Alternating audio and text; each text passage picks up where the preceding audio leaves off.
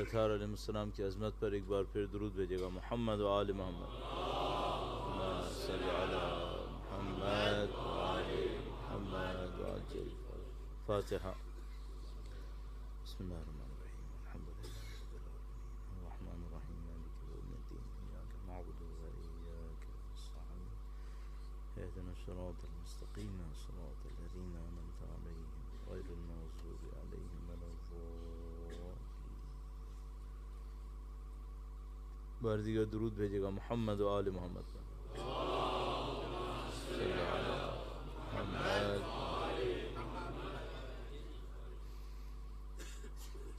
اعوذ باللہ من الشیطان الرجیم.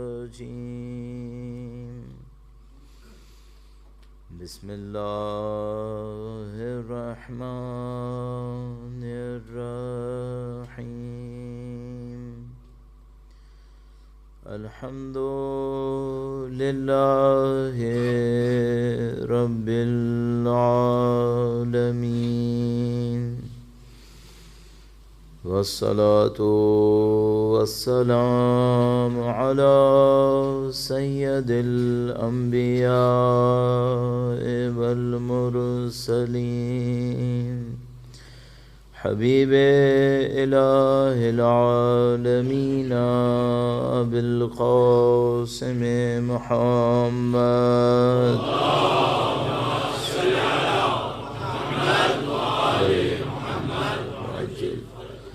وعلى آلہ الطیبین الطاہرین سیما بقیت اللہ فی الارضین. قال اللہ تعالی فی کتابہ الکریم. بسم اللہ الرحمن الرحیم. ام حسبت ان اصحاب الكهف والرقیم كانوا من آیاتنا عجبا. درود بھیجے گا محمد و آل محمد. محمد و آل محمد وعجل فرجهم. پروردگار عالم کا انتہائی لطف و کرم ہے، انتہائی احسان ہے. اس نے ہمیں اپنی زندگیوں کے اندر ایک بار پھر سید الشہداء کی فرش عزا پر بیٹھنا نصیب فرمایا ہے. اس دعا کے ساتھ کہ انشاءاللہ اس عبادت کے صدقے میں، اہل بیت اطہار علیہ السلام کی اس محبت کے صدقے میں، خدا ہمیں زندگی کے تمام مراحل میں اہل بیت کی ہمراہی نصیب فرمائے. اس دنیا میں، موت میں، قبر، برزخ، محشر، آخرت، ہر مرحلے میں اہل بیت کی شفاعت نصیب فرمائے. پرچم قرآن و اہل بیت کو دنیا کے کونے کونے تک پہنچانے کی سعادت نصیب فرمائے. وقت کے امام کے ظہور کا دن دیکھنا، ان کی نصرت کی راہ میں شہادت نصیب فرمائے انشاءاللہ. تمام دعاؤں کی قبولیت کے لیے درود بھیجیں محمد و آل محمد. صلی علی محمد و آل محمد وعجل. پروردگار عالم نے قرآن کریم میں اپنے معجزے کے ذریعے سے قیامت تک جو کچھ انسانوں کو چاہیے تھا وہ چند صفحوں کی ایک کتاب کے اندر بیان کر دیا. یہ خدا کا ایک معجزہ ہے، ورنہ دنیا کی کسی کتاب میں ممکن نہیں ہے کہ اتنے مفاہیم، اتنی ہدایتیں ایک کتاب کے اندر جمع ہوں.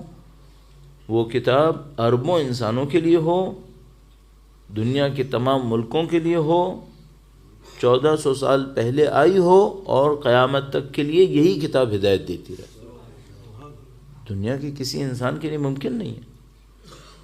یوں احساس ہوتا ہے کہ جس طرح خدا متعال نے قرآن کریم کے اندر یہ معجزہ کیا کہ گویا سب کچھ قرآن کریم میں آ گیا. لگتا ہے جیسے کربلا بھی خدا کا ایسا ہی ایک معجزہ ہے. پتہ نہیں کتنے دروس ہیں جو خدا نے کربلا کے اندر قرار دے دی. اب جس انداز سے کربلا کو دیکھنا چاہیں، آپ کے سامنے دروس کا ایک ایسا سلسلہ ہوگا، اتنا آپ اس سے سیکھ پائیں گے اور آپ سیکھتے رہیں گے، اور ہر سال کربلا کو بیان کرنے کے لیے دوبارہ لاکھوں لوگ سینکڑوں گھنٹے لگائیں گے، پھر دوبارہ کربلا نئی کربلا ہوگی۔ اور ایک گواہی یہی ہے، میرے جیسا آدمی سالوں سے، ہماری اور آپ کی نسلیں 1400 سال سے کربلا کو سن رہی ہیں۔ دنیا کے ہر خطے میں کربلا پہ بات ہو رہی ہے، ہر زبان میں کربلا کو بیان کیا جا رہا ہے۔ کبھی آپ نے سنا کہ کسی بولنے والے نے یہ کہا ہو کہ مجھے جو کچھ بولنا تھا بول چکا ہوں، اب کربلا میں نئی چیز نظر نہیں آ رہی؟ یہ کربلا کا ایک عجیب معجزہ ہے۔ تو جتنا آپ کربلا سے سیکھتے جائیں گے آپ کی معلومات بڑھے گی، اور کربلا سے سیکھنے کے لیے مزید آپ کے سامنے دروازے کھلنا شروع ہو جائیں گے۔ یہی ہمارا موضوع ہے، ہم کربلا سے سیکھنا چاہتے ہیں، اور جو کچھ سیکھنا چاہتے ہیں اس کو زندگی میں عمل میں لانا چاہتے ہیں۔ اس کی وجہ یہ ہے کہ صرف سیکھ لینا، صرف جان لینا لوگوں کو نجات دلانے کے لیے کافی نہیں ہوتا ہے۔ تاریخ میں بہت سارے لوگ بہت کچھ سیکھتے تھے، بہت کچھ جانتے تھے، لیکن وہ نجات حاصل نہیں کر سکے۔ اور میں اس ہدف کو دوبارہ آپ کی خدمت میں دہرا دیتا ہوں کہ ہم نے صرف سیکھنا نہیں ہے کہ ماضی کو ہم سیکھ لیں، ہم نے سیکھنا ہے ان کے فرزند کے لیے تیاری کرنی ہے۔ اور اگر میں اپنا ذاتی عقیدہ کہوں تو میں آپ کی خدمت میں عرض کروں گا کہ اگر گزشتہ نسلوں میں کوئی امام کی تشریف آوری کو دور دیکھتا ہو، کم سے کم اس نسل کے اندر ایسا ہرگز نہیں ہے۔ جو اب تک ہمیں سمجھ میں آتا ہے، اساتذہ کرام سے بات ہوتی ہے یا ان سے سیکھنے کی کوشش کرتے ہیں، تو ہمیں یوں سمجھ میں آتا ہے جیسے پوری 1400 سال کے اندر اس نسل کو کچھ چیزیں ایسی ملی ہیں جو 1400 سال میں نہیں ملی تھیں۔ یہ میرا موضوع نہیں ہے اور نہ اس کے اوپر گفتگو کرنا چاہتا ہوں، لیکن میں صرف عرض کرنا چاہوں گا جو اس نسل میں زندہ ہیں، زندگی گزار رہے ہیں، ایک اعتبار سے انتہائی خوش قسمت ہیں، انتہائی خوش قسمت ہیں۔ اور میں اپنے آپ کو کہوں گا کہ جو تقریباً 50 سال کی عمر کے قریب ہوں، تو میں جب جوانوں کو دیکھتا ہوں تو میں کہتا ہوں مجھے تم پہ رشک آتا ہے، چونکہ اب اس دنیا میں اس جگہ پہنچ کر، اس عمر میں پہنچ کر ہمیں یہ اچھائی نظر آ رہی ہے۔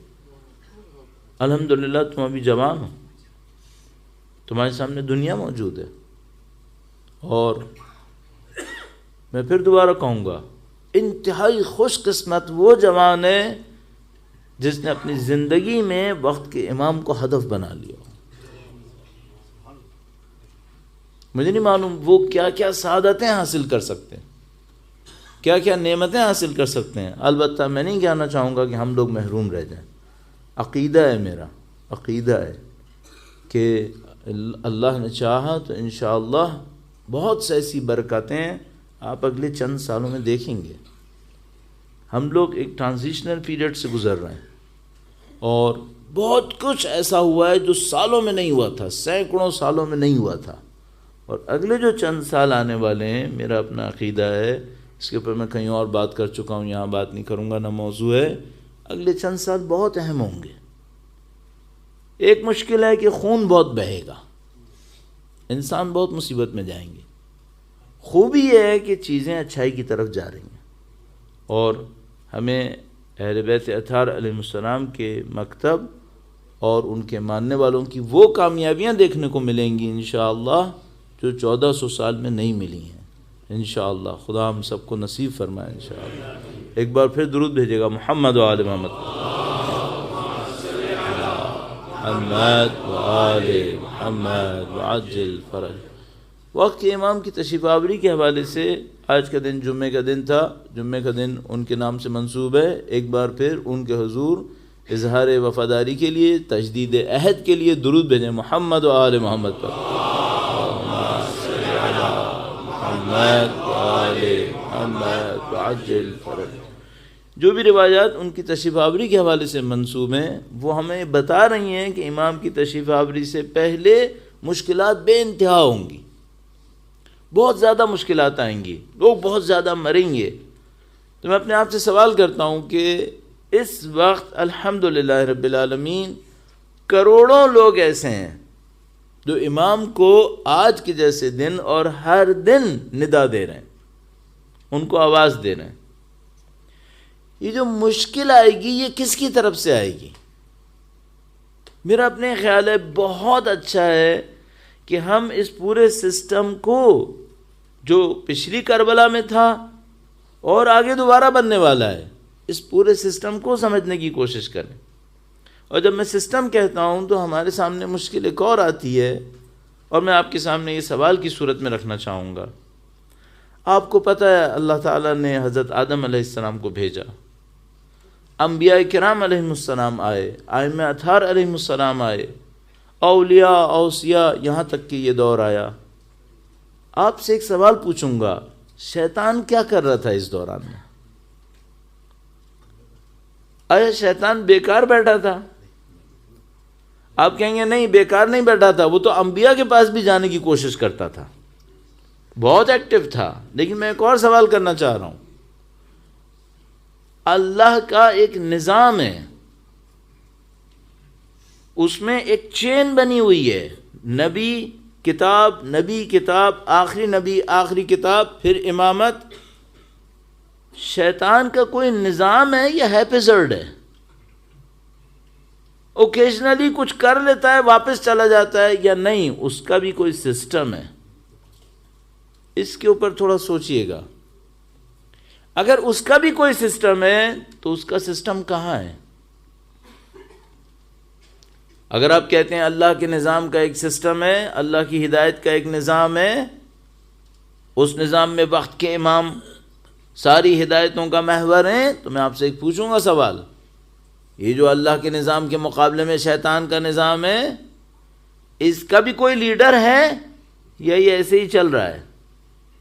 اگر کوئی لیڈر ہے، اس کا لیڈر کہاں پر ہے؟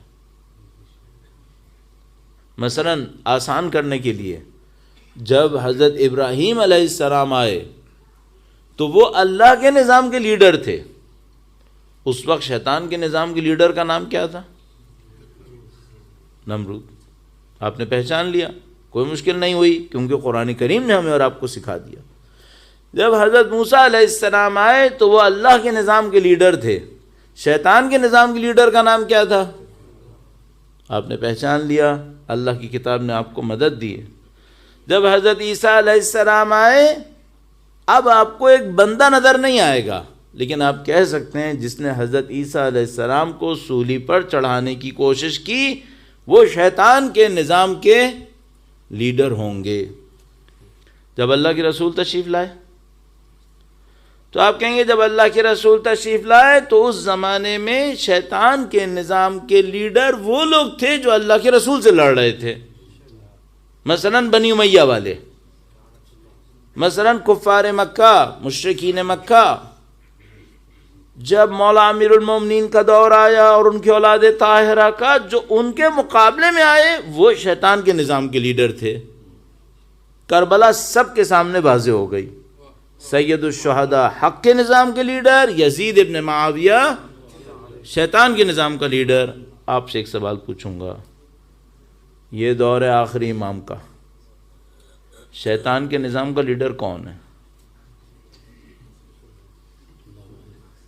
دو راستے ہیں آپ کے پاس، آپ بولیں شیطان انسان بن گیا ہے، دو راستے ہیں آپ کے پاس۔ آپ بولیں شیطان راہ راست پہ آ گیا ہے، اگر شیطان راہ راست پہ آ گیا تو اس کا مطلب ہے انسان شیطان بن گئے ہیں پھر ہم، کیونکہ شیطانت تو چل رہی ہے۔ ابھی کسی نے ایک دفعہ مجھے بہت اچھا بھیجا، ایک پوری نظم تھی اردو میں، اس میں شیطان کہتا تھا کہ مجھے چاہیے کہ اب اپنی دکان بند کروں، انسانوں سے سیکھ لوں میں تو چھوٹا تھا، یہ جو کر رہے ہیں یہ بہت بڑی بات ہے۔ آپ کے سامنے دو راستے ہیں، وقت کے امام ہدایت کے نظام کے لیڈر ہیں، شیطان کے نظام کا لیڈر کون ہے؟ وہ کہاں ہے؟ آپ بولیں نہیں شیطان ختم ہو گیا ہے، تو یہ تو پاسبل ہی نہیں ہے، اس میں قرآن کے خلاف ہو جائے گا۔ آپ ایک اور سوال کر سکتے ہیں، جواب دے سکتے ہیں، وہ کہتے ہیں خدا کا تو نظام ہے اور گریجولی وہ کمپلیکیٹڈ بھی ہو رہا ہے اور ایکسپینڈ بھی کر رہا ہے، اور شیطان کا نظام وہ گریجولی کمپلیکیٹڈ ہو رہا ہے، ایکسپینڈ کر رہا ہے یا ختم ہو رہا ہے؟ اس نے بھی ایکسپینشن دکھائی ہے، اس نے بھی کمپلیکیشن دکھائی ہے۔ اگر آپ انبیاء کے مقابلے میں شیطان کی بیہیویئر کو اسٹڈی کریں تو آپ دیکھیں گے کہ وہ بھی اپنے گمراہ کرنے میں کمپلیکیٹڈ ہوتا چلا جا رہا ہے، نئے سے نئے حربے نکالتا ہے، پیچھے جو فیلئر ہوتی ہیں ان سے سیکھنے کی کوشش کرتا ہے، نیا کیس لے کر آتا ہے۔ شیطان کے نظام کا جو ماسٹر پیس تھا وہ کربلا میں لے کر آیا تھا۔ شیطان اپنے نظام کا ماسٹر پیس کربلا میں لے کر آیا تھا، اور وہ کیا تھا؟ وہ یہ تھا کہ یہ بھی دین ہے اور وہ بھی دین ہے، یہ بھی اللہ اکبر کہے وہ بھی اللہ اکبر کہے۔ وہ اپنا ماسٹر پیس لے کر آیا، دشمن بن کے نہیں آیا۔ جو پہلے لاتا تھا فیل ہو گیا تھا۔ وہ فرعون اور نمرود تھے جو بے وقوف تھے، دشمن بن کے آتے تھے، فیل ہو جاتے تھے۔ شیطان نے کہا نہیں، اب میں سیکھ کے آیا ہوں۔ پھر حضرت عیسیٰ علیہ السلام کے مقابلے میں شیطان کو ایک اور شکست ہوئی۔ اس کو پتہ چلا حجت خدا کو خدا عین موقع پر بچا لیتا ہے، لیکن خدا نے معجزہ دکھایا۔ اللہ کے رسول کے مقابلے کے لیے موسٹ پروبیبلی، جس کو میں بھی ثابت نہیں کر پاؤں گا، شیطان پہلے سے اپنے حواریوں کو لے کر مدینے پہنچ گیا، اس سے پہلے کہ نبی یہاں پر آئے ہم ان کو مارنے کی تیاری کر لیں۔ پہلے سے یہودیوں کو، دشمنان دین کو ایک بات پتہ تھی، ہمیں کوئی نہیں ہرائے گا، ہمیں حیدر اور اولاد حیدر ہرائے گی۔ کیا آپ نے نہیں سنا کہ جب مولا امیر المومنین خیبر کے قلعے پر پہنچے تو دشمن کو اس کی ماں نے بتا دیا تھا کہ تجھے حیدر نے ہرانا ہے؟ اس کی ماں کو کس نے بتایا؟ پہلے سے دشمنان دین کو پتا تھا تمہیں ایرا غیرہ کوئی نہیں ہرا سکتا۔ تو جب تک امیر المومنین پرچم نہ لائے ان کو کوئی خوف نہیں آیا۔ جس دن امیر المومنین کا پرچم آیا اور اس نے پوچھا تم کون ہو؟ فرمایا میں حیدر ہوں، میری ماں نے میرا نام حیدر رکھا ہے۔ اب اس کو اپنی ماں کی طرف سے جملہ یاد آیا کہ اس سے لڑو گے تو شکست ہی شکست ہے۔ یہ لوگ یہ سب جانتے ہیں، شیطان کے علاوہ کوئی اور ہے جو سکھا رہا ہے؟ اگر شیطان ان کو یہ سب کچھ سکھائے ہوئے ہے اور شیطان کو یہ سب کچھ پتا ہے تو مجھے صرف ایک بات بتائیں، اب شیطان کیا کر رہا ہے؟ اب شیطان کا سسٹم کہاں بیٹھا ہوا ہے؟ اب شیطان مکاری میں کیا جال بچھا رہا ہے؟ ہم لوگ اس سے غافل ہیں۔ میرا نہیں خیال آپ نے کسی بھی عشرہ مجلس کا عنوان شیطان شناسی رکھا ہوگا، آپ نے کبھی نہیں رکھا ہوگا۔ اس کی وجہ یہ ہے کہ ہم اس موضوع سے غافل ہیں کہ شیطان کیا کر رہا ہے۔ چونکہ ہم شیطان سے غافل ہیں، اپنے دشمن کو نہیں پہچان پا رہے، دشمن جو کرنا چاہ رہا ہے کرتا چلا جا رہا ہے۔ عزیزان محترم، یہ انشاءاللہ مجھ سے قابل لوگ آئیں گے جو اس موضوع کے اوپر گفتگو کریں گے کہ شیطان کیا کر رہا ہے، اور پھر آپ اور میں اس وقت یہ جان پائیں گے کہ شیطان کے دام میں ہم کس طرح جکڑے ہوئے ہیں۔ یہ اس وقت پھر واضح ہوگا۔ تو ابھی میں اس میں نہیں جاؤں گا، لیکن میں صرف ایک کام کرنا چاہوں گا کہ یہ ایک شیطان ہے، یہ اس کا ایک نظام ہے۔ جب یہ شیطان اپنے نظام کو پھیلا لیتا ہے، حجت خدا اپنا کام شروع کرتے ہیں، شیطان کا نظام ان سے ٹکرانے کی کوشش کرتا ہے۔ یہ جو ٹکراؤ ہوتا ہے اس میں لوگ کتنے قسم کے ہوتے ہیں، یہ مجھے آج آپ کے سامنے بیان کرنا ہے، اور یہ مجھے اس لیے بیان کرنا ہے تاکہ مجھے اور آپ کو اس مارکے کی ڈیٹیلز پتہ چل جائیں۔ کربلا سے سیکھیں گے، وقت کے امام کی نصرت کے لیے اپنے آپ کو انشاءاللہ تیار کریں گے۔ درود بھیجے گا محمد و آل محمد پر۔ محمد و آل محمد وعجل فرجہ۔ میں کوشش کرتا ہوں کہ آپ کے جیسے جو ہمیشہ سے مجالس میں شرکت کر رہے ہیں، سن رہے ہیں، ان کے سامنے ایسے موضوع لے کر آؤں جو مجھ سے پہلے لوگوں نے ڈسکس نہ کیا. ان موضوعات میں ایک مشکل ہوتی ہے، مقدمہ بنانے میں آدھا دن گزر جاتا ہے. ابھی یہی ہو رہا ہے. میں کتنا بھی تیز لے کے چلتا، اگر اس سے زیادہ تیز لے کر چلتا تو میری بات نہ پہنچ سکتی تھی. اس میں آدھا دن لگ جاتا ہے. آدھا وقت آج کی مجلس کا اسی میں لگ چکا کہ میں کیس اٹھاؤں آپ کے سامنے کہ بھائی کیس کیا ہے. یہاں پر سید الشہداء میدان کربلا کے اندر تشریف فرمائے، کسی نظام سے ٹکرانے کے لیے کھڑے ہیں. وقت کے امام تشریف لائیں گے، وہ کسی نظام سے ٹکرائیں گے. اچھا، یہ نظام کوئی سادہ نہیں ہے، بہت مکار نظام ہے. اتنا مکار نہ ہوتا تو کربلا میں سید الشہداء کی ایسی شہادت نہیں ہونی تھی. ایسے نہیں ہو سکتا تھا. اس نے کوئی بہت بڑی مکاری کی ہے. اب اس کی مکاریاں کیا ہیں اس پہ میں نہیں جا سکتا. میں صرف یہ دیکھنا چاہوں گا انسان کو کتنے گروہوں میں ڈالوں امام کی اس جد و جہد کے مقابلے میں.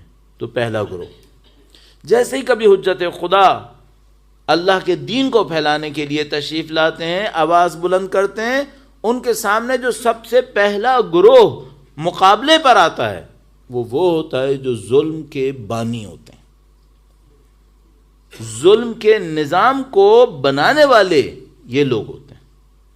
ظلم کے نظام سے فائدہ اٹھانے والے مینلی یہ لوگ ہوتے ہیں. یہ ظلم کے بانی حجت خدا سے ٹکراتے ہیں ہمیشہ. مثلا حضرت ابراہیم علیہ السلام سے کون ٹکرایا؟ نمرود ٹکرایا. کیوں؟ سسٹم اس کا تھا. سسٹم اس کا تھا. اچھا، یہ جو ظالم لوگ ہوتے ہیں یہ اس سسٹم سے کیا فائدہ لے رہے ہوتے ہیں؟ کبھی دولت، کبھی طاقت، کبھی شہرت.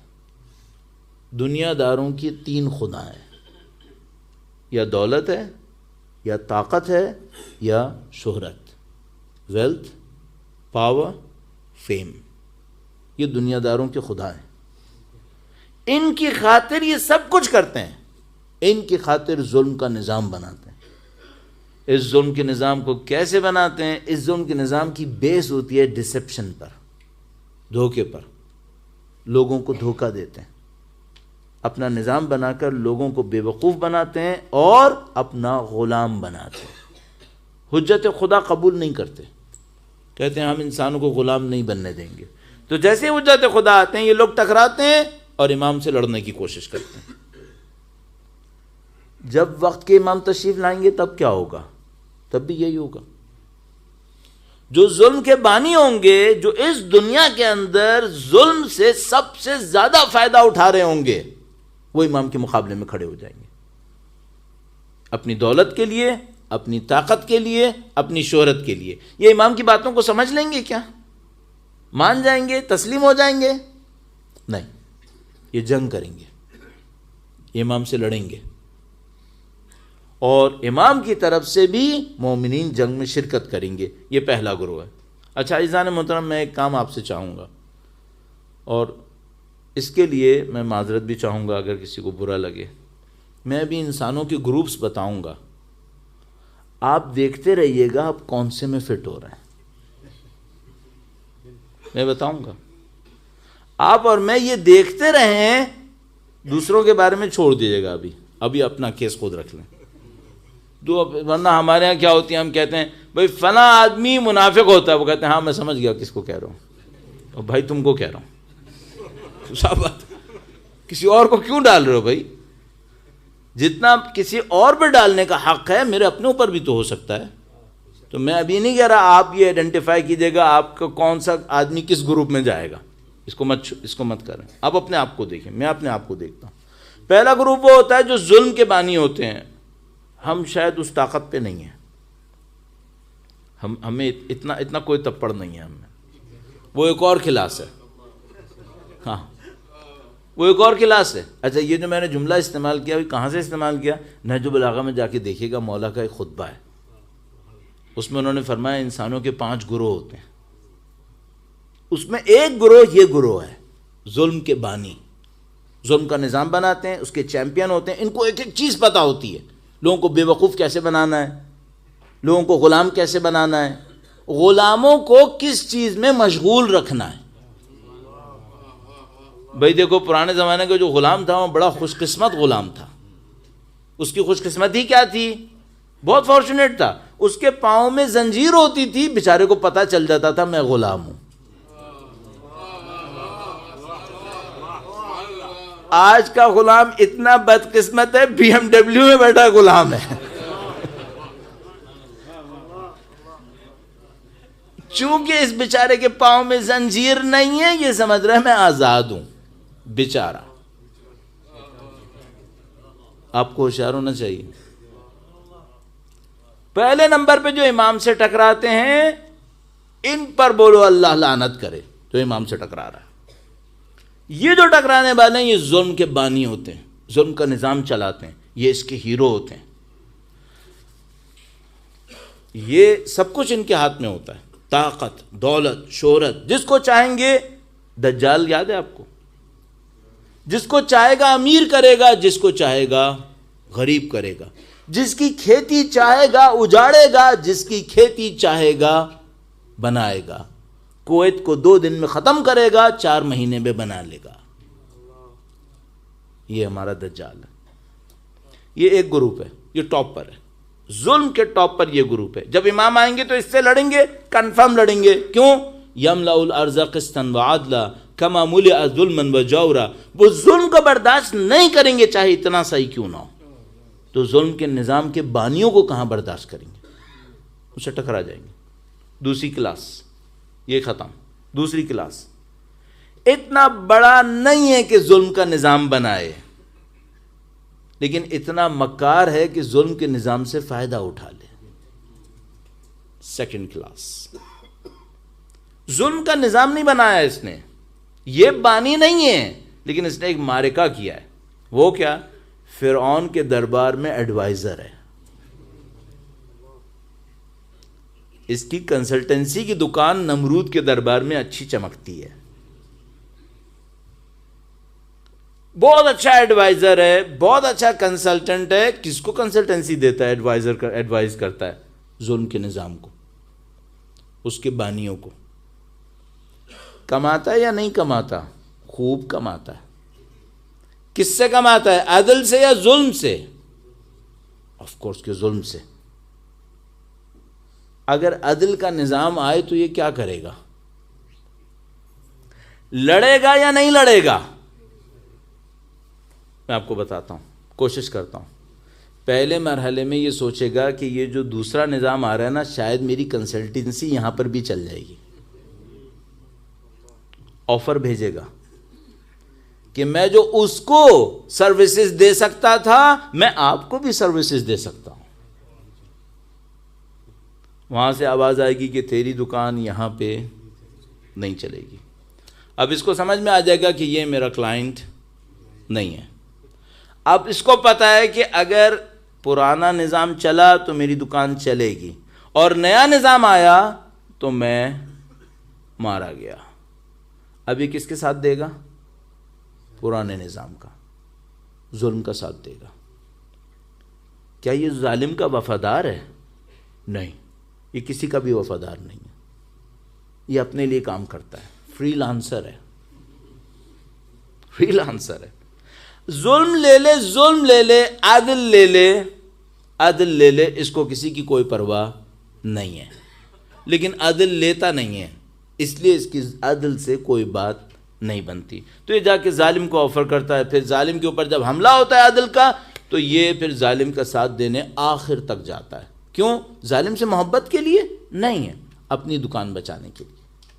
آخر تک اس کے پاس جاتا ہے. بچے گا یا مرے گا؟ بہت برا مرے گا. جتنا برا ظالم مرا تھا اتنا ہی برا یہ بھی مرے گا. اچھا یہ بھی عرض کرتا چلوں، قرآن کریم نے ہمارے لیے کیا کیا کہ قرآن کریم نے 1400 سال پہلے اور اس سے بھی پہلے والے ظالموں کے نام ہمیں بتا دیے. کیوں قرآن کریم نے نمرود کو ذکر کیا، فرعون کا ذکر کیا؟ کیوں قرآن کریم نے کیا؟ انبیاء کے نام نہیں لیے. انبیاء کے نام کم لیے، فرعون کا ذکر 5 دفعہ کیا. یہ بتانا چاہ رہا ہے کہ میں 1400 سال 3000 سال پہلے کے ظالم کا نام بتا رہا ہوں، اپنے دور کے ظالم کا نام تم خود پہچاننا، خود پہچاننا۔ تو یہ چلو ظالم ہو گیا فرعون اور نمرود، اور ان کے کنسلٹنٹ کون ہیں؟ حامان۔ کیوں قرآن کریم نے فرعون کے وزیر حامان کا نام لیا ہے؟ حامان ظلم کا بانی نہیں ہے، ظلم کا ایڈوائزر ہے۔ قرآن کریم ایک جگہ بار بار کہتا ہے ملأ فرعون، فرعون کے درباری۔ یہ فرعون کے درباری کون ہے؟ یہ بھی وہی کلاس ہے، ظلم کے نظام سے بینیفٹ لینے والی کلاس۔ یہ لڑے گی یا صلح کرے گی؟ امام سے اس کی بات نہیں بنتی، یہ لڑے گی۔ 2 کلاسز ہو گئی۔ ہماری دنیا کے کچھ لوگ اس میں فٹ ہو سکتے ہیں، ہماری دنیا کے کچھ اتنے بڑے ہیں کہ وہ اس میں فٹ ہو سکتے ہیں۔ اتنا بڑا تو کوئی نہیں ہے جو اوپر والا ہے۔ سیکنڈ لیئر کے اندر کچھ فٹ ہو سکیں گے۔ کون لوگ ہو سکتے ہیں؟ جنہوں نے ظلم سے اتنا حاصل کیا ہے، اتنا حاصل کیا ہے کہ بالآخر ان کی دکان بہت بڑی ہے۔ اب میں ایک بات عرض کرتا چلوں، ایک خطرناک بات۔ پچھلی دفعہ جب آیا تھا 2-3 سال پہلے، تب بھی عرض کیا تھا، فرض کرو میرے دادا کے دادا نے نعوذ باللہ کوئی ظلم کیا ہے، اور وہ دولت میرے دادا کے دادا سے میرے دادا کو اور مجھے مل گئی ہے، اور امام تشریف لے آئے، واپس لیں گے یا نہیں لیں گے؟ یہ اب اچھی طرح سوچنا، واپس لیں گے یا نہیں لیں گے؟ ایک جملہ مولا امیر المومنین کا میں سنا دیتا ہوں، درود بھیجے گا محمد و آل محمد، صلی علی محمد و آل محمد، بلند آواز میں درود بھیجے گا محمد و آل محمد۔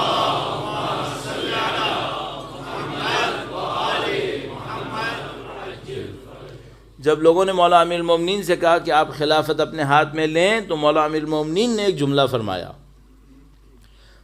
اگر علی نے خلافت لی تو میں ظلم سے جو پیسہ چھینا گیا ہے اسے واپس لاؤں گا، چاہے عورتوں کے نکاح کے مہر میں دیا جا چکا ہو۔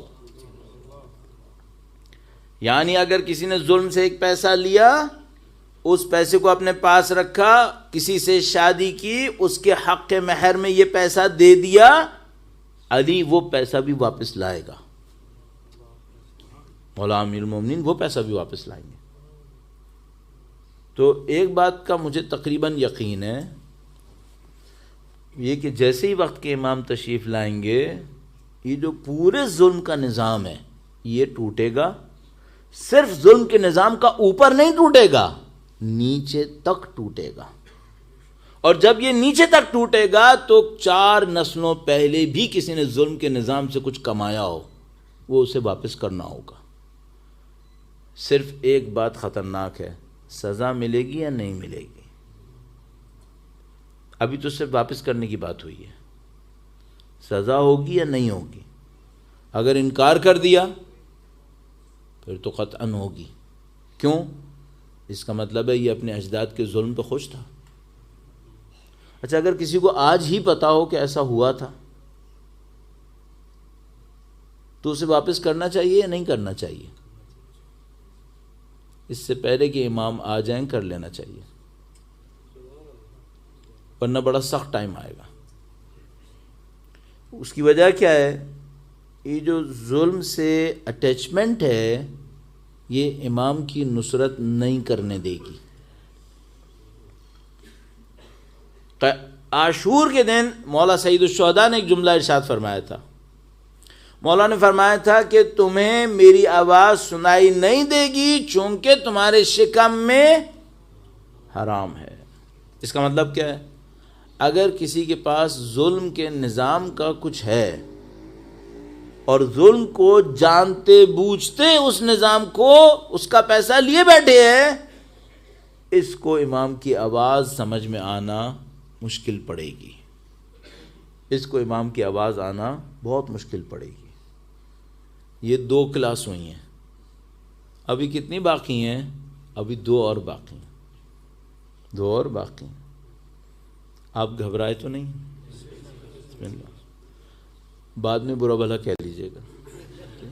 نہیں، آپ ظاہر ہے آپ لوگ دین سننے آئے، میں اسٹوڈنٹ ہوں، میں طالب علم ہوں دین کا، جو مجھے دین سمجھ میں آئے گا وہ میں پورا دوں گا، اگر نہیں دوں گا آپ قیامت کے دن میرا گریبان پکڑے کہ بھائی تم کو ہم نے بٹھایا تھا دین دینے کے لیے، تم نے دین کیوں نہیں دیا، تم نے ہمارا وقت کیوں برباد کیا؟ صحیح ہے؟ ہاں، جو میں بولوں گا اس کا میں ذمہ دار ہوں کہ بھئی جو میں بول رہا ہوں صحیح بول رہا ہوں یا غلط بول رہا ہوں۔ میں معمولاً یہ کوشش کرتا ہوں فلسفے نہ سناؤں، کوشش یہ کرتا ہوں بہت پلین ہو، اتنا پلین ہو 2+2 4 کی طرح، تاکہ کسی کو یہ پرابلم ہی نہ ہو کہ بھئی اس کو سمجھیں گی کیسے۔ تو میرا اپنے یہ خیال ہے کہ اب تک جو میں نے آپ کے سامنے بولا ہے اس میں کوئی فلسفی ایسی نہیں ہے کہ جس کو سمجھنے میں مشکل آ رہی ہو، بلکہ بعض اوقات تو لوگ ہم سے آ کر کہتے ہیں کہ مولانا آپ جو باتیں بتاتے ہیں وہ ہمیں پہلے سے پتہ ہے، تو میں صرف یہی کہتا ہوں چلو میں نے ایک اور دفعہ بول دیا، ٹھیک ہے؟ تو زیادہ فلسفہ نہیں ہے اس کے اندر، سادہ سادہ باتیں ہیں لیکن آپ کی لائف سے ہیں، آپ کی لائف سے آپ کو سوچنا ہے اس کے اوپر۔ میں تیسری کیٹیگری بھی بتاتا ہوں، درود بھیجے گا محمد و آل محمد صلی علی محمد و آل محمد وعجل فرج۔ حجت خدا تشریف لائے، ایک گروہ وہ ہے، ایک گروپ وہ ہے جو ظلم کا بانی ہے۔ امام کی ڈائریکٹ جنگ اسی سے ہے، امام لڑے اور اس سے کہا کہ تم نے اب تک ظلم کیا، اب تمہارا خاتمہ کر دوں گا، تمہیں قبول نہیں کروں گا، ایک دن بھی برداشت نہیں کروں گا۔ دوسری کیٹیگری وہ ہے جو ظلم کا بانی نہیں ہے، ظلم سے بینیفٹ لینے والا ہے۔ یہ جو بینیفٹ لینے والا ہے پہلے اس چکر میں تو سوچتا ہے وہاں پر بھی کچھ کام بن جائے میرا، نہیں بن پاتا، پھر یہ مقابلے پہ آتا ہے، پھر یہ اور ظلم کے بانی مل کر جنگ لڑتے ہیں، اس نے بھی ہارنا ہے، اس نے بھی مرنا ہے۔ ایک تیسری کلاس ہے انسانوں کی، اور یہ جو کلاس ہے یہ میجورٹی ہے، یہ میجورٹی ہے، یہ مائنورٹی میں ہے۔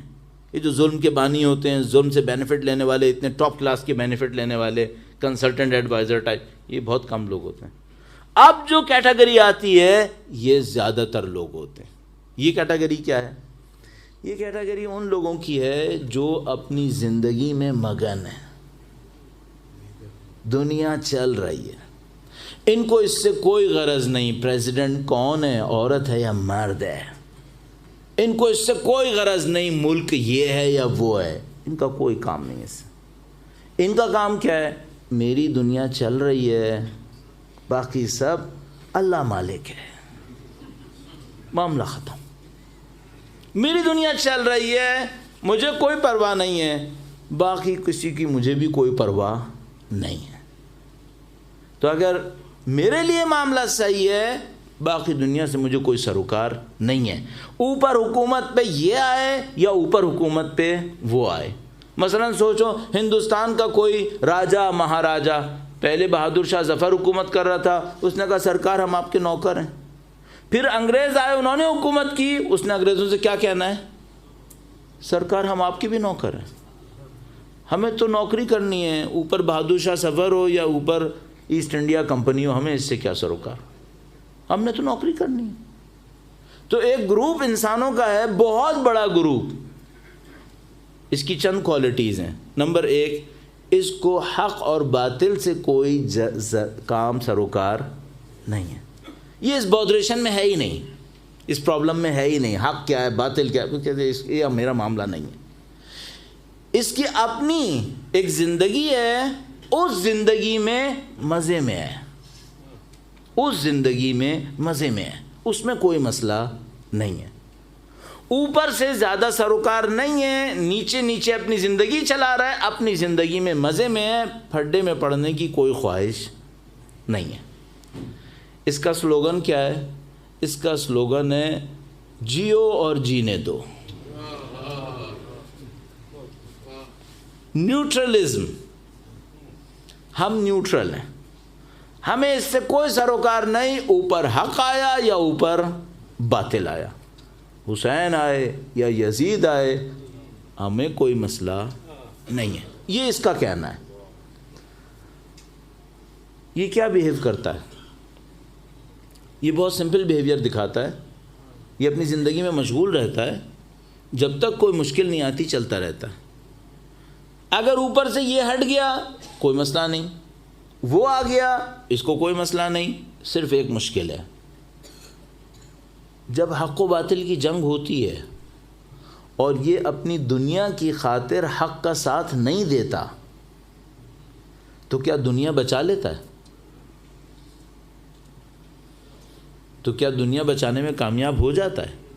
میں مثال عرض کرتا ہوں آپ کی خدمت میں. درود بھیجے گا محمد و آل محمد کا.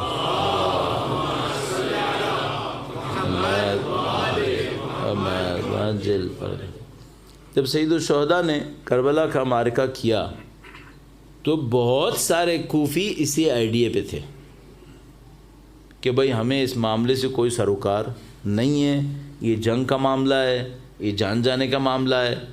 ہم نہ حسین کے لشکر میں ہیں نہ عبید اللہ بن زیاد کے لشکر میں، ہم اپنے گھر میں ہیں، معاملہ ختم. اچھا یہ گھر میں بیٹھے رہے، سید الشہداء شہید ہو گئے. اس کے بعد کیا ہوا؟ خدا نے ایک قانون بنایا ہوا ہے اس دنیا کے اندر جو مجھے سمجھ میں آتا ہے. وہ قانون یہ ہے، اس کو میں شاید پہلے بھی بیان کر چکا ہوں گا آپ کے سامنے، دوسری جگہوں پہ تو بہت دفعہ بیان کیا ہے، لیکن آپ کے سامنے تیزی سے عرض کر رہا ہوں. اگر کوئی شخص، تفصیل میں نہیں جائیں گے، بہت سادہ سی بات ہے، اگر کوئی شخص خدا کے مقابلے میں کسی بھی چیز کی خاطر خدا کو ٹھکرا دے، اگر کوئی شخص کسی بھی چیز کی خاطر خدا کو ٹھکرا دے اس چیز سے ذلیل ہوگا. وہ چیز اس کو کیا کرے گی؟ ذلیل کر دے گی. یعنی اس سے مزہ تو نہیں آئے گا علیحدہ معاملہ، اس سے بے عزتی بھی اٹھانی پڑے گی. اور جسے بچانے کی کوشش کر رہا تھا وہ بھی ہاتھ سے جائے گا. مثال پوری کرتا ہوں. اب یہ قانون، آپ کہیں گے بھئی یہ قانون نہیں ہے، ایسی بات ہے. میں نے اس کو قانون سمجھا ہے اور اپنی زندگی میں اس پر عمل کرنے کی کوشش کی ہے. اس کے دو پہلو ہیں.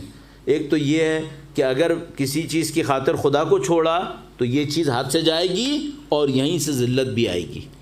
اور دوسرا اس رول کا حصہ مجھے یہ سمجھ میں آیا کہ اگر خدا کی خاطر کسی چیز کو چھوڑا تو وہ چیز ذلیل ہو کر تمہارے قدموں میں آئے گی.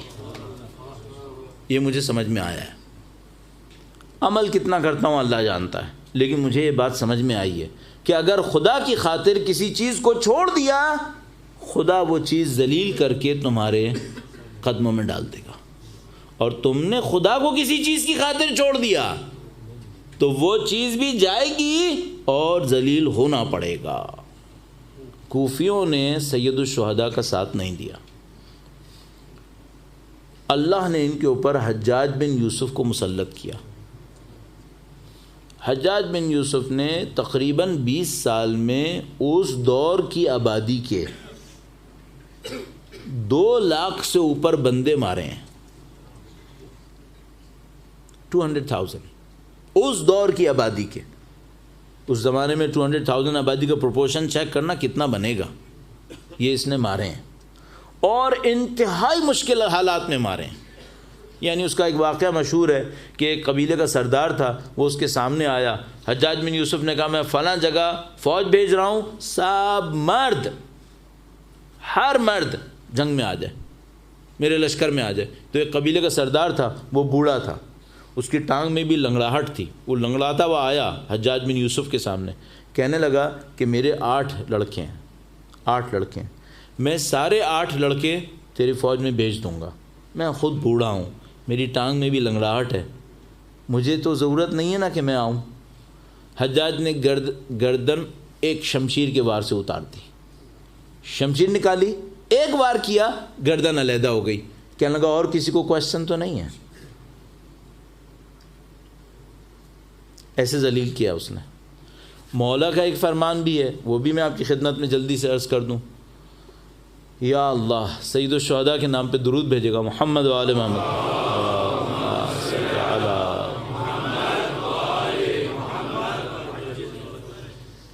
یہ فرمان سناتے وقت بعض اوقات مجھے کلچر کی طرف سے تھوڑی مشکل بنتی ہے. ہمارے کلچر کے اندر پاکستانی اسپیشلی یہ جملہ سنانا بہت اچھا نہیں رہتا، لیکن امام کا جملہ ہے لہذا میں سناؤں گا. امام نے فرمایا کہ اگر حق کا ساتھ نہیں دو گے معذرت کے ساتھ تو عورت کے استعمال کیے ہوئے کپڑے سے زیادہ ذلیل ہو جاؤ گے. اگر حق کا ساتھ نہیں دو گے تو جو خواتین کپڑا استعمال کرتی ہیں نجاست کے لیے اس سے زیادہ ذلیل ہو جاؤ گے تم لوگ، کوئی نہیں بچے گا. تو جو تیسری کیٹیگری ہے یہ اپنے چھوٹے چھوٹے سے کاموں کے لیے، چھوٹی چھوٹی زندگی کے لیے، لذتوں کے لیے حق کا ساتھ نہیں دیتے. کہتے ہیں ہم مگن ہیں، ہمیں کیا سروکار، ہم کیوں چینج میں جائیں، چینج رسکی ہوتا ہے، چینج میں محنت کرنی پڑتی ہے، اسٹرگل کرنی. ہم سب یہ نہیں کرتے، ہم اپنے کام میں لگے ہیں، اوپر جو ہوتا ہے ہوتا رہے. امام فرما رہے ہیں بے فکر رہو، تم اگر حق کا ساتھ نہیں دو گے تم ذلیل ہو جاؤ گے، تمہاری زندگیاں بھی برباد ہو جائیں گی. تو اگر دنیا کی خاطر ہی چاہتے ہو تب بھی حق کا ساتھ دو، تب بھی حق کا ساتھ. لیکن یہ نہیں دیتے، معمولاً یہ لوگ ساتھ نہیں دیتے، پھر ذلت اٹھاتے ہیں، پھر ذلتیں اٹھانی پڑتی ہیں. یہ 3 گروپ ہو گئے. چوتھا گروپ ایسے انسانوں کا ہوتا ہے جن میں میرے خیال میں 3 کوالٹیز ہوتی ہیں. 3 کوالٹیز ہوتی ہیں اس چوتھے گروپ کے اندر. نمبر 1، اس کی زندگی میں سب سے اہم کام حق کا ساتھ دینا ہوتا ہے اور اس کی کوئی پرائرٹی اس سے زیادہ نہیں ہوتی. ٹاپ پرائرٹی اس کی کیا ہے؟ حق کا ساتھ دینا ہے. That's it. جہاں کہیں بھی ہے، میری زمین میں ہے تو اس کا ساتھ دوں گا، میری زمین کے باہر ہے تب بھی اس کا ساتھ دوں گا، میری قوم میں ہے تب بھی ساتھ دوں گا، میری قوم سے باہر ہے تب بھی ساتھ دوں گا. آسانی میں ساتھ دیتا ہے وہ بھی ساتھ دوں گا، مشکل اٹھانی پڑی تب بھی ساتھ دوں گا. ان کی ٹاپ پرائرٹی کیا ہے؟ حق کا ساتھ دینا. ان کے نزدیک اور کوئی چیز اتنی پرائرٹی نہیں رکھتی. نمبر 2، ان کے اندر ہیومن ویلیوز بہت ہائی لیول کی ہوتی ہیں. ان کی ہیومن ویلیوز بہت زیادہ ہوتی ہیں. بہادر ہوتے ہیں، بڑی بڑی ویلیوز اپنے اندر رکھتے ہیں جن کو میں ابھی جلدی کہوں گا، وقت ختم ہو رہا ہے. تیسری بات یہ ہے کہ یہ مرنے سے نہیں ڈرتے، مرنے سے نہیں ڈرتے. کچھ بھی ہو جائے موت کا خوف ان کے دل میں نہیں ہے، مرنے سے آزاد ہیں. اس کیٹیگری کو میں کہتا ہوں آزاد انسان، احرار. اور اہل بیت ہوتے ہیں قائد الاحرار، آزاد انسانوں کے لیڈر. یہ جو چوتھے ٹائپ کے انسان ہوتے ہیں کیسے ہوتے ہیں میں دوبارہ دہرا دوں آپ کے سامنے. ٹاپ پرائرٹی ان کی کوئی ایجوکیشن ٹاپ پرائرٹی نہیں ہے، کوئی دولت ٹاپ پرائرٹی نہیں ہے، کوئی کیریئر ٹاپ پرائرٹی نہیں ہے، سب بھی اچھا ہے. ٹاپ پرائرٹی کیا ہے؟ حق کہاں پر ہے. سب سے پہلا معاملہ یہ ہے حق کہاں پر ہے. حق کو پہچانتے کیسے میں کل پرسوں عرض کرنے کی کوشش کروں گا. ٹاپ پرائرٹی حق کا ساتھ دینا ہے. نمبر 2، ہیومن ویلیوز ان کی، انسانی صفات بہت اعلیٰ پائی کی. ہیومن ہونے کے ناطے، انسان ہونے کے ناطے اتنے خوبصورت انسان ہوتے ہیں، دیکھتا ہے انسان کہتا ہے یہ انسان ہے، باقی سب ان کے سامنے چھوٹے چھوٹے ہو جاتے ہیں. تیسری بات، موت سے نہیں ڈرتے، موت کے عاشق ہوتے ہیں، موت کے پیچھے جاتے ہیں. ان کو دنیا میں کسی چیز سے ڈرانا ممکن نہیں ہے. جو موت سے نہیں ڈرتا وہ باقی کسی چیز سے کیا ڈرے گا. ان کی ایک بہت اچھی کوالٹی ہے، کسی بھی چیز سے جو لوور کلاس کی ہوتی ہے ان کے اندر اٹیچمنٹ نہیں ہوتی. ان کی دنیا سے کوئی اٹیچمنٹ نہیں ہوتی، اس لیے یہ موت کے لیے تیار ہوتے ہیں. جس کے اندر اٹیچمنٹ ہوتی ہے وہ نہیں مر پاتا، وہ جلدی نہیں مرتا، وہ موت سے بھاگتا ہے. پھر ان کے اندر کوئی اٹیچمنٹ نہیں ہوتی. ان سے کہو اگر یہ کیا نا تو دنیا ہاتھ سے جائے گی، کہتے ہیں جہنم، ہمیں دنیا سے کیا سروکار. ان سے کہو اگر یہ کیا نا تو تم ذلیل ہو جاؤ گے، کہتے ہیں دنیا کی عزت بھی نہیں چاہیے، اگر یہ کیا تو مارے جاؤ گے، تو کہتے ہیں اس میں ڈرنے کی کون سی بات ہے۔ اٹیچمنٹ نہیں ہے ان کے اندر، آزاد انسان ہے۔ ان کی مثال کیسی ہے؟ ان کی مثال ہے حضرت حمزہ جیسی، ہیومن ویلیوز ٹاپ لیول پر، دنیا کی کسی چیز سے کوئی اٹیچمنٹ نہیں ہے، آزاد انسان۔ اور مثالیں عرض کروں، حضرت سلمان فارسی، حق جہاں کہیں بھی ہو ساتھ دینا ہے۔ پہلے آتش پرست تھے، حق کے پیچھے گئے، عیسائی ہو گئے، ابھی سیٹل نہیں ہوا معاملہ، کا نہیں حق نہیں، یہاں پہ کوئی کمی ہے، پھر دوبارہ حق کے پیچھے گئے، اللہ کے نبی کے پاس آ گئے، اپنے ملک میں رہے یا دوسری جگہ بھی گئے، کوئی مسئلہ نہیں ہے، بیوی بچے، خاندان، دولت، کاروبار کچھ نہیں کا، اس حق کے مقابلے میں اس کی کوئی ویلیو نہیں ہے۔ میں مخالفت نہیں کر رہا ہوں کہ کوئی بیوی بچے، کاروبار، زندگی رکھتا ہو، اللہ کے رسول نے بھی کیا ہے، حق کے مقابلے میں اس کی کوئی ویلیو نہیں ہے۔ اور مثالیں، مثال کے طور پر حضرت ابو ذر غفاری، اور سب سے بڑھ کر جیسے خود رسول اللہ، جیسے خود سید الشہداء، حق ٹاپ پرائرٹی ہے، ہیومن ویلیوز ٹاپ لیول پر ہیں، اٹیچمنٹ نو اٹیچمنٹ، مرنے کے لیے ہر وقت تیار۔ یہ حسینی ہے، یہ حسینی ہے۔ ہمیں اور آپ کو اس گروپ میں آنا ہے، اس گروپ میں آنا ہے، اس سے کم پہ نجات نہیں ہے، اس سے کم پہ معاملہ حل نہیں ہوگا۔ اب اس گروپ میں بھی بہت سارے لیولز ہیں، میں حضرت سلمان فارسی نہیں بننے والا، میں حضرت ابو ذر غفاری نہیں بننے والا، لیکن سلمان فارسی کا نوکر بن سکتا ہوں، تو نوکر بن جاؤں، ابو ذر غفاری کے لشکر میں کھڑا ہو سکتا ہوں، ادھر کھڑے ہو جاؤ۔ عمار یاسر بن سکتا ہوں؟ نہیں بن سکتا، اس کے نوکروں میں جا سکتا ہوں، کوشش کرو۔ میں آپ کو قسم کھانے کو تیار ہوں، میں قسم کھانا نہیں چاہتا کہ مکروہ ہے، یہ ٹارگٹ ہے ہم لوگوں کا، اس سے کم پہ زندگی برباد مت کرنا۔ ہم لوگ حسینی اس وقت بنیں گے جب اس گروپ میں آئیں گے، اور جو پہلے سے ہیں اللہ ان کو ان کے مقامات کو بلند تر فرمائے انشاءاللہ۔ وقت کے امام کے نام اظہار عقیدت و احترام کے لیے درود بھیجیں، محمد و آل محمد۔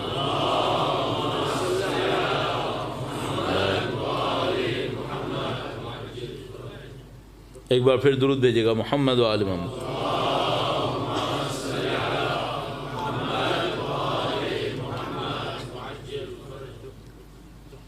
وقت کے امام کے حضور ایک بار پھر نصرت کے حصول کے لیے درود بھیجیں، محمد و آل محمد پر۔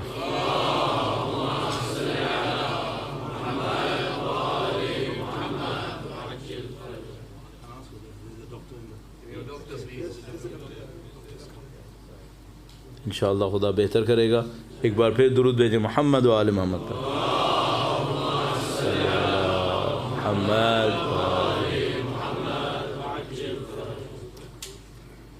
آپ کے دوست احباب ان کا خیال کر رہے ہیں، ان کی مزید طاقت اور توانائی کے لیے، صحت کے لیے درود بھیجیں، محمد و آل محمد پر۔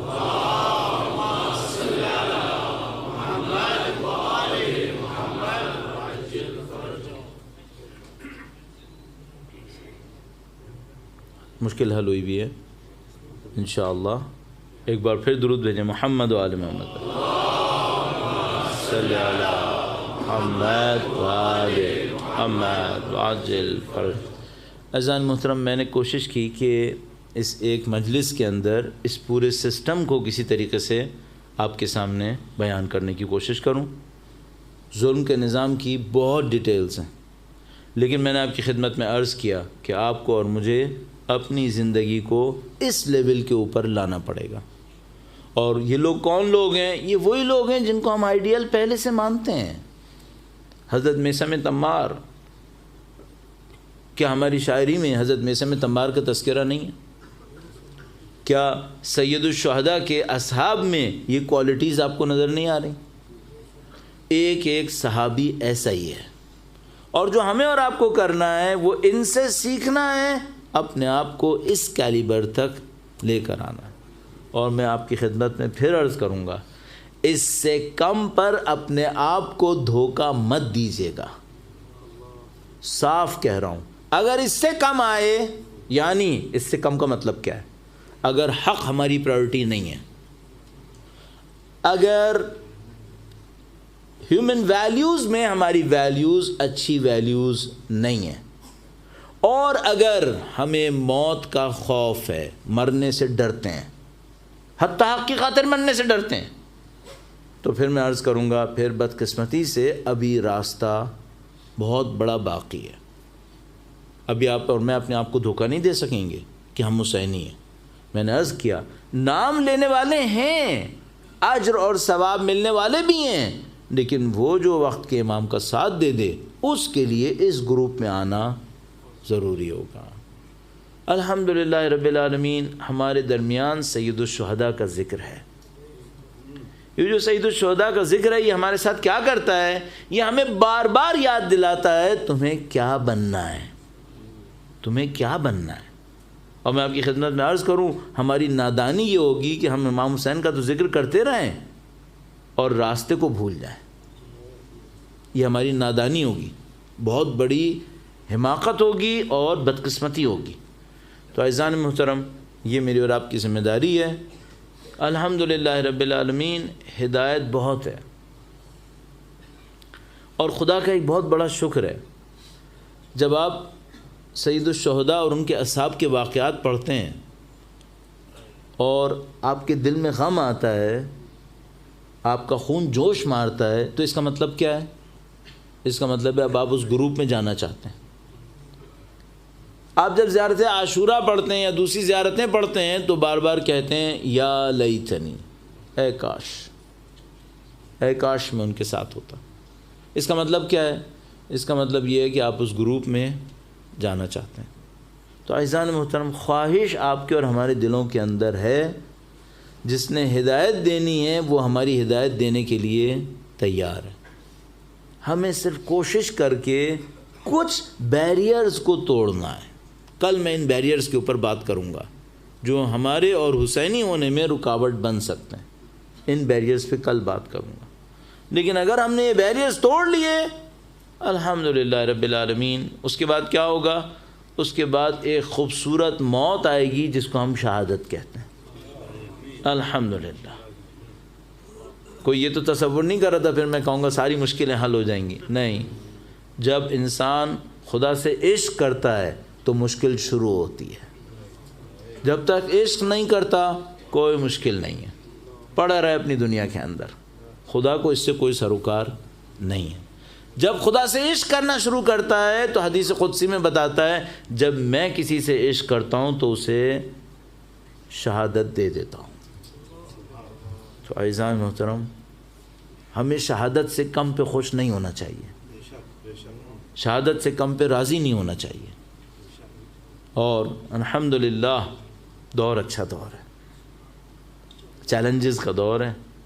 آپ امام حسین کا ذکر کرنے والے ہیں، میں چند جملے مصائب کی آپ کی خدمت میں عرض کرنے، اور دل چاہتا ہے کہ کس کے مصائب پڑھوں، تو میرے ذہن میں اس طرح سے آتا ہے کہ سید الشہداء کے جتنے بھی اصحاب ہیں ان سب کو ایک سپورٹ ملی ہوئی ہے، وہ کیا ہے؟ امام حسین ساتھ ہیں، امام حسین ساتھ۔ تو جتنے بھی اصحاب ہیں سید الشہداء ان کے ساتھ کھڑے ہیں۔ ایک امام کا صحابی ایسا ہے جو بیچارہ غربت کے عالم میں ہے، اس کا ساتھ دینے والا کوئی بھی نہیں ہے، اور وہ ہیں حضرت مسلم بن عقیل۔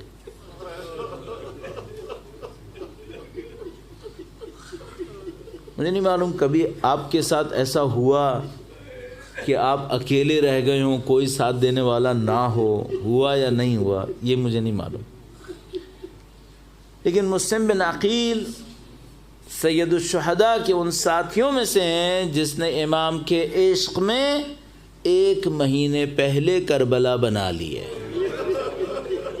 امام کا عاشق ہے، اور وقت تو گزر چکا ہے، لیکن میں مصائب حضرت مسلم بن عقیل کے پڑھنے میں چند منٹ لگاؤں گا، اور میں آپ کے سامنے ثابت کرنے کی کوشش کروں گا کہ مسلم بن عقیل کتنے بڑے عاشق ہیں۔ عاشق جو ہوتا ہے اس کی ایک نشانی ہوتی ہے، وہ کہتا ہے میں جس کو چاہتا ہوں اس کی مصیبت اس پہ بعد میں آئے، پہلے مجھ پر آ جائے، مصیبت کے لیے تیار رہتا ہے۔ حضرت مسلم بن عقیل ان عاشقوں میں سے ہیں جو ان مصیبتوں کے لیے تیار ہو کر میدان کے اندر آئے۔ تو حضرت مسلم بن عقیل کوفہ کے شہر میں پہنچے، اور اللہ کے رسول کے نواسے نے کہا کہ میں اپنے بھائی کو تمہاری طرف بھیج رہا ہوں، ثقۃ، مورد اعتماد ہے، اس کے ساتھ اچھی طرح پیش آؤ۔ جو کچھ ہوا وہ یہ ہوا کہ حضرت مسلم بن عقیل نے مغرب کی نماز پڑھائی۔ شہر کے اندر مشہور ہو گیا کہ عبید اللہ ابن زیاد کا لشکر مسلم بن عقیل کو پکڑنے آ رہا ہے۔ عشاء کی نماز پڑھاتے پڑھاتے لوگ مسلم بن عقیل کا ساتھ چھوڑ چکے تھے۔ جب عشاء کے بعد مسلم بن عقیل مسجد سے باہر واپس آئے ہیں تو اب مسلم بن عقیل میدان کے اندر اکیلے کھڑے ہیں، ان کو نہیں پتا کہ کس طرف جانا ہے۔ اب یہ سب ساتھ دینے والے، سب ساتھ چھوڑ کر چلے جانے والے۔ مسلم بن عقیل تھوڑی سی دیر گلیوں کے اندر چلتے ہیں، ایک گھر کے سامنے جا کر بیٹھ جاتے ہیں۔ تھوڑی دیر گھر کے سامنے بیٹھے ہوتے ہیں، اس گھر سے ایک خاتون نکلتی ہیں، توآ ان کا نام ہے، اور یہ آ کر مسلم بن عقیل سے کہتی ہیں کہ اے شخص، تم شکل سے اچھے حسب نسب کے نظر آ رہے ہو، تمہارا حسب نسب اچھا ہے، تمہارا خاندان اچھا لگ رہا ہے، میرے گھر کے سامنے سے کہیں اور چلے جاؤ۔ چونکہ پورے شہر میں عبید اللہ ابن زیاد کا لشکر گھوم رہا ہے، اجنبی تم ہو، اگر تم میرے گھر کے سامنے بیٹھے رہے، ایسا نہ ہو ان کا لشکر میرے گھر پر آ جائے۔ تو یہ عورت اپنی عزت کو بچانے کے لیے، اپنے گھر کو بچانے کے لیے مسلم بن عقیل سے درخواست کرتی ہے کہ تھوڑا سا فاصلے پہ چلے جاؤ۔ مسلم بن عقیل کہتے ہیں کہ ہاں ایسا ہی ہے، اگر تھوڑا سا پانی دے دو، کیا ممکن ہے؟ تو آپ پانی لے کر آتی ہیں، مسلم بن عقیل پانی پیتے ہیں، دوبارہ پوچھتی ہیں کہ تم گئے نہیں ابھی تک؟ مسلم بن عقیل کہتے ہیں کہ مجھے کسی قوم نے دعوت دے کر بلایا تھا، میرا ساتھ نہیں دیا ہے، میں غریب الوطن ہوں۔ جیسے ہی کہا غریب الوطن ہوں، توآ نے فوراً کہا کہیں تم حسین کے سفیر تو نہیں ہو؟ عزیزو، میں اس جملے سے ایک مطلب لیتا ہوں، وہ یہ کہ مسلم کتنے غریب الوطن تھے کہ پردوں میں بیٹھی ہوئی عورتوں کو بھی پتا تھا کہ آج کوئی مسلم کا ساتھ دینے والا نہیں ہے۔ مسلم بن عقیل نے کہا ہاں میں حسین کا نمائندہ ہوں۔ یہ توآ جو تھوڑی دیر پہلے اپنے گھر کو بچانے کے لیے ان سے کہہ رہی تھیں چلے جائیں، یہ مومنہ عورت ایسی ہوتی ہے، تھوڑی دیر پہلے کہہ رہی تھیں چلے جائیں، جیسے ہی سنا سفیر حسین ہے، کہا مولا میرا گھر حاضر ہے، میرے گھر تشریف لائیں۔ ہم نے مومنہ خواتین کے جذبے دیکھے ہیں، اللہ شاہد ہے، فائرنگز کے اندر ہم نے مومنہ خواتین کو بچے اٹھائے جھلوسوں میں چلتے دیکھا ہے۔ تو خدا نے الحمدللہ رب العالمین خواتین سے وہ کام کروائے ہیں ایمان کے نتیجے میں جو شاید مرد نہ کر سکیں۔ اس مومنہ خاتون نے مسلم بن عقیل کو بلا لیا۔ میں آپ کے وقت کو کم کرنے کی خاطر عرض کروں گا، مسلم بن عقیل گھر کے اندر تشریف لائے، تھوڑی دیر عبادات کی، اور اس کے بعد مسلم بن عقیل نے کہا کہ توآ میرا اسلحہ لے کر آؤ۔ انہوں نے کہا کہ آپ کیوں اسلحہ منگوا رہے ہیں؟ کہا کہ مجھے لگ رہا ہے کہ دشمن نزدیک آ رہا ہے، حیدر کرار کا بیٹا ہے، جنگ کے معاملے کو اچھی طرح جانتا ہے۔ کہا دشمن کے گھوڑوں کی ٹاپیں مجھے آ رہی ہیں، اس کی آواز مجھے آ رہی ہے، میرا اسلحہ لے کر آؤ تاکہ میں دشمن کا مقابلہ کروں۔ توآ نے کہا کہ مولا یہ دشمن تعداد میں زیادہ ہوں گے، یہ دشمن تعداد میں زیادہ ہوں گے، آپ گھر سے باہر نہ جائیں، آپ میرے گھر کو اپنا قلعہ بنائیں۔